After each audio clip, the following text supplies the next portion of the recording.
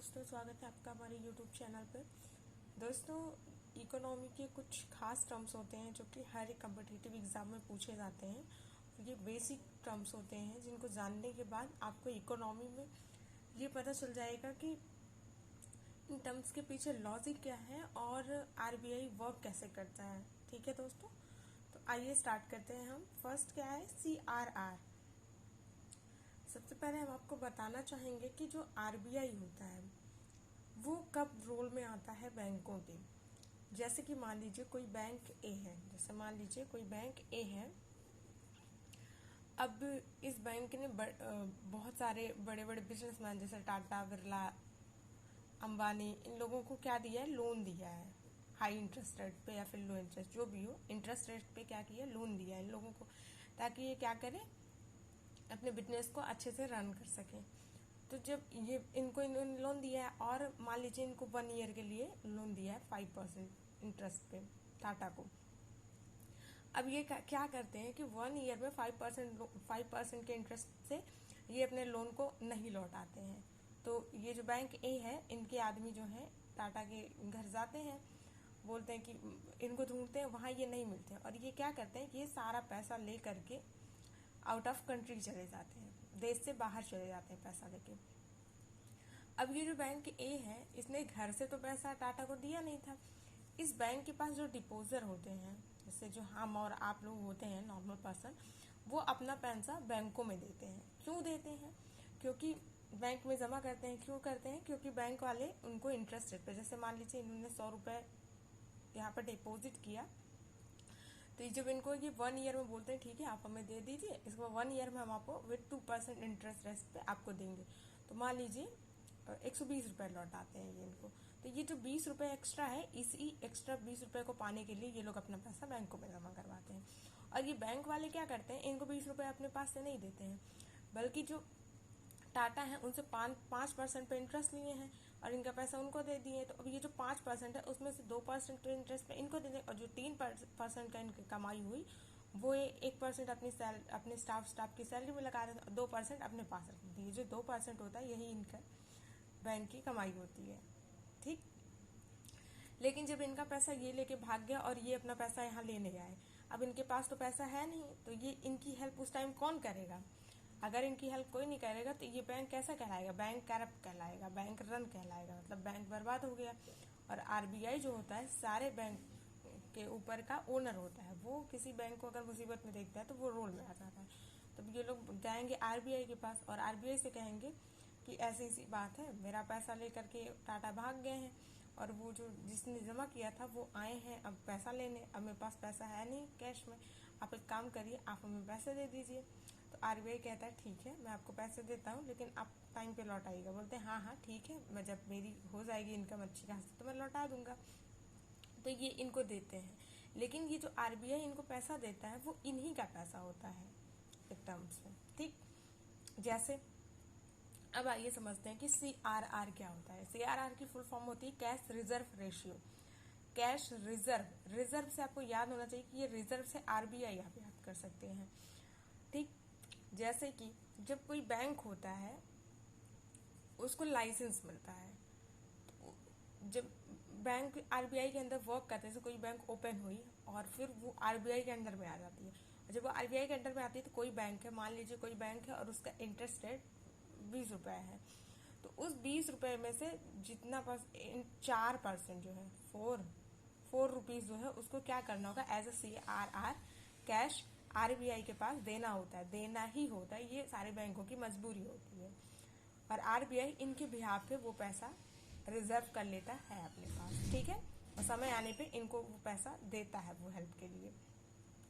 तो ये पैसा जो होता है CRR कैश रिजर्व रेशियो, इससे कोई इनकम नहीं होती, क्योंकि ना तो इस पे आरबीआई इनको कोई इंटरेस्ट रेट देता है और ना ही इनका पैसा आरबीआई के पास एज अ इनकम सोर्स जमा है, ऐसा कुछ नहीं होता।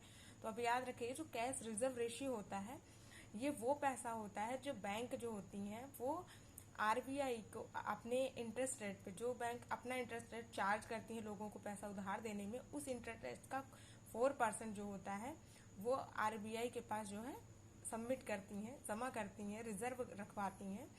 तो ये होता है CRR। अब आइए सेकेंड टर्म समझते हैं, SLR क्या होती है। SLR की फुल फॉर्म होती है स्टैचुटरी लिक्विडिटी रेशियो।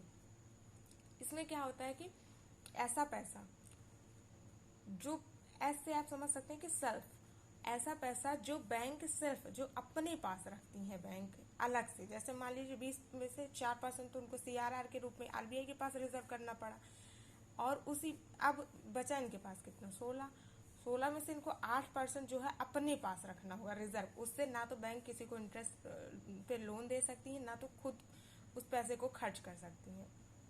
ठीक है, तो ये जो 8% होता है इसको बैंक को अपने पास एज अ लिक्विडिटी में रखना पड़ता है।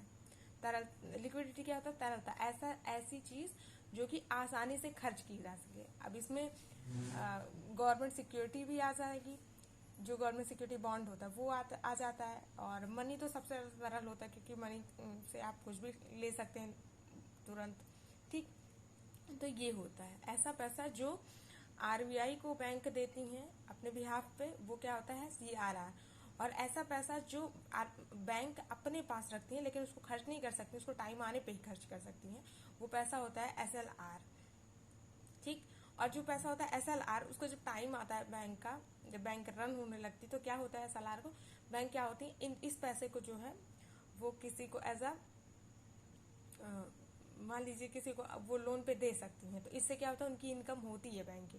लेकिन जो CRR होता है वो तो RBI के पास होता है, उसमें उनकी कोई इनकम नहीं होती है। थर्ड टर्म पे आते हैं, रेपो रेट क्या होता है। रेपो रेट दोस्तों एक ऐसा रेट होता है जिसपे शॉर्ट टाइम पे जो RBI होता है, रेपो रेट मतलब जो RBI होता है, ऐसा रेट जिसपे RBI बैंकों को शॉर्ट टर्म के लिए लोन देता है, वो रेट क्या कहलाता है, रेपो रेट कहलाता है। ठीक है, अब रिवर्स रेपो रेट क्या होता है, रिवर्स मतलब कुछ उल्टा होगा। उल्टा क्या होगा, रेपो में क्या था कि RBI शॉर्ट टर्म के लिए बैंक को जिस रेट पे मनी सप्लाई करती थी, जिस रेट पे पैसा देती है, लोन देती है, वो रेट क्या कहलाती है, रेपो रेट। अब रिवर्स रेपो रेट में क्या होता है कि ऐसा रेट जिस पर जो बैंक होते हैं वो RBI को लोन देते हैं, उस रेट को क्या कहते हैं, रिवर्स रेपो रेट। ठीक, अब फिफ्थ टर्म पे आते हैं, इन्फ्लेशन क्या होता है। इन्फ्लेशन दोस्तों हम और आप सब लोग जानते हैं कि इन्फ्लेशन से हम और आप सबकी जिंदगी प्रभावित होती है लगभग। तो इन्फ्लेशन क्या है, महंगाई क्या है। जैसे कि मान लीजिए सबसे पहले ये जानते हैं कि जब महंगाई बढ़ती है तो पैसे के ऊपर क्या इफेक्ट आता है। जैसे मान लीजिए कि आपके पास 10 रुपए हैं, 10 रुपए में आपको एक बिस्किट खरीदनी है, तो 10 रुपए में आपको 5 में 2 बिस्किट मिल जाएगी। ठीक है, लेकिन महंगाई बढ़ गई, अब क्या होगा कि इस 10 रुपए में आपको जो 2 बिस्किट मिलते थे उसकी जगह आपको कितनी बिस्किट मिलेगी, सिर्फ 1 बिस्किट मिलेगी। तो अब बताइए पैसे की वैल्यू घटी कि बढ़ी। भाई जिस 10 रुपए में आपको आज से 10 साल पहले 2 बिस्किट मिल जाते थे, अब 10 साल के बाद महंगाई की वजह से उसी 10 रुपए में सिर्फ 1 पैकेट बढ़ रहा है, तो क्या हुआ, पैसे की वैल्यू घट गई।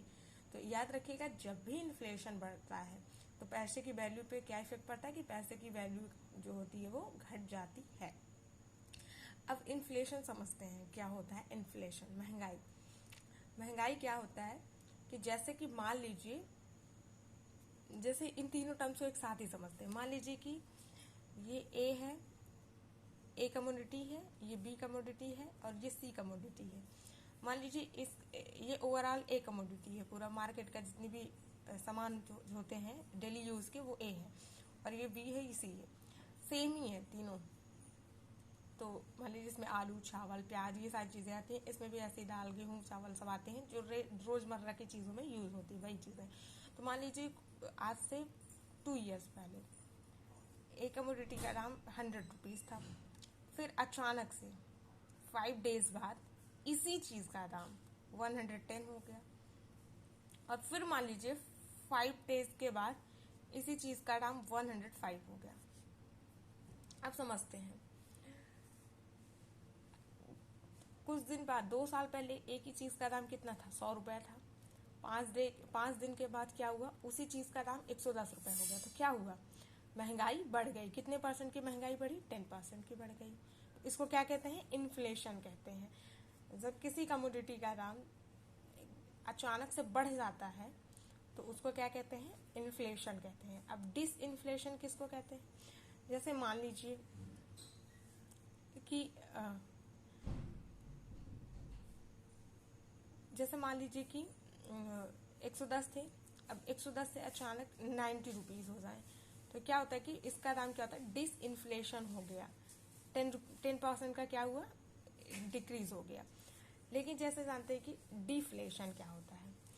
डिफ्लेशन एक ऐसा वो होता है, टर्म्स होता है, जिसमें कि जो कमोडिटी का दाम होता है वो बढ़ता तो है इसमें भी, लेकिन उस रेट से नहीं बढ़ता है। जैसे कि मान लीजिए पहले 10 रुपीज़ से हर 5 डेज पे 10 रुपीज़ बढ़ जाता था, लेकिन अब सिर्फ 5 रुपीज़ बढ़ रहा है।